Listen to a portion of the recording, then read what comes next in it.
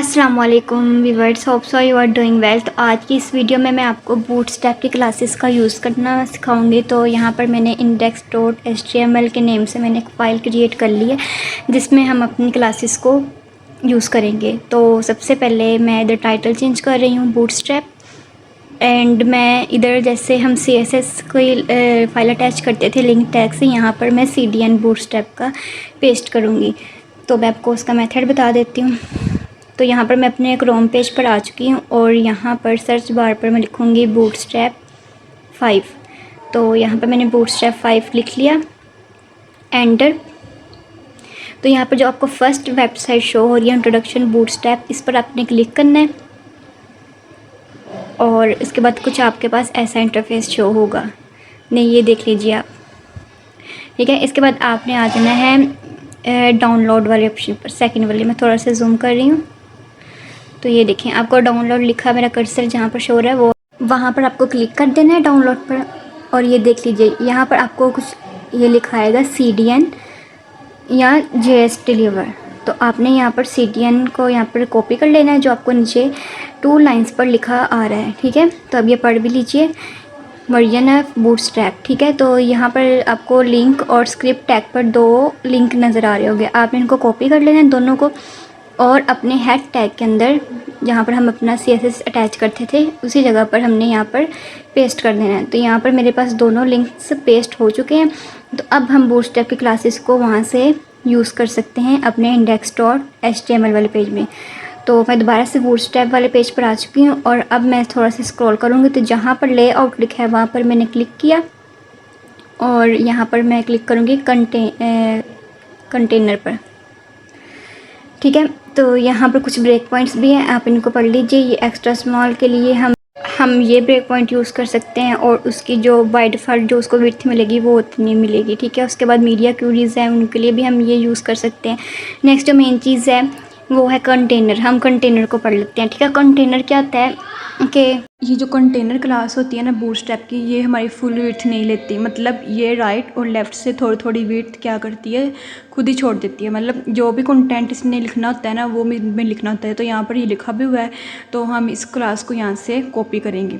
तो यहाँ पर कॉपी लिखा है, यहाँ पर मैंने कॉपी किया और अपने बॉडी टैग के अंदर इसको पेस्ट कर दिया। तो ये हमारी आगे कंटेनर क्लास। तो इसमें मैं कोई 30 वर्ड्स का पैराग्राफ लिख देती हूँ या 10 वर्ड्स का। तो ये मैंने पैराग्राफ लिखा, तो ये देखें इसने लेफ़्ट और राइट दोनों से स्पेस छोड़ी है। तो अगर आपने कोई अपना लिखना है कंटेंट और क्लास आप कंटेनर यूज़ कर सकते हैं, जिसके लिए आपको मार्जिन वगैरह देना पड़ जाता है। मतलब कोई पैराग्राफ होता है कि आपको मिड में लाना होता है, तो उसके लिए आप ये कंटेनर क्लास यूज़ कर सकते हैं कि बाय डिफ़ॉल्ट जो उसकी लेफ़्ट और राइट पर स्पेस है वो छोड़ देता है। इसको मैं स्टाइल में इसका बैकग्राउंड कलर भी दे देती हूँ ताकि आपको अच्छे से क्लियर हो। तो यहाँ पर मैंने बैकग्राउंड कलर दे दिया एक्वा।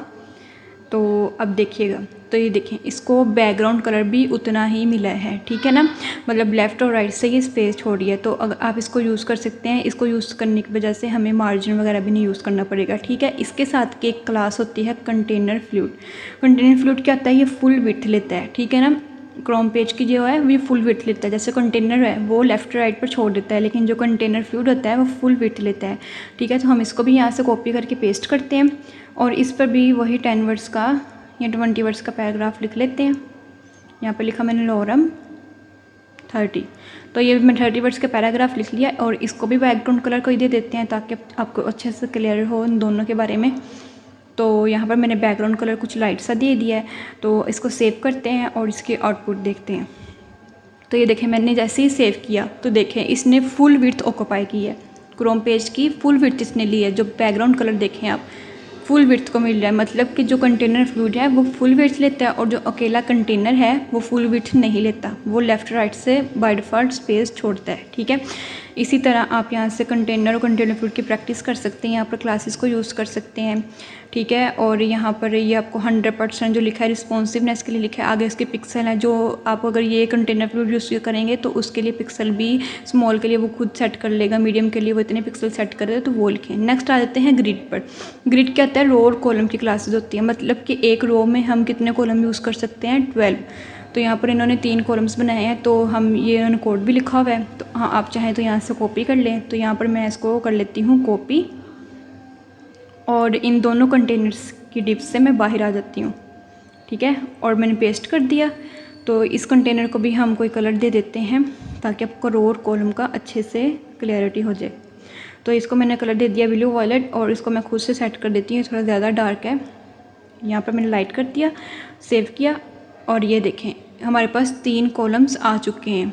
एक ही रो में 3 कॉलम्स आ चुके हैं। ठीक है, अब हम इसका कॉलम की स्पेस भी हम कर सकते हैं कि कितने कॉलम्स होने चाहिए।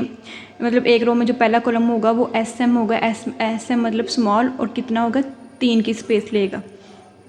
फिर SM 3 मतलब 3 के मैं 4 कॉलम्स बनाऊंगी, 3 6 9 12, मतलब एक रो में मैंने 12 कॉलम्स पूरे कर दिए हैं, और उनको विड्थ कितनी दी है 3 की। ठीक है, अगर आप चाहें तो 2 4 6 का भी कर सकते हैं, मतलब 4 4 4 का भी कर सकते हैं, मतलब 12 पूरे करने होते हैं, और 12 पूरे करना ज़रूरी नहीं है, आप 6 6 का भी कर सकते हैं जिसमें 2 कॉलम्स बनेंगे।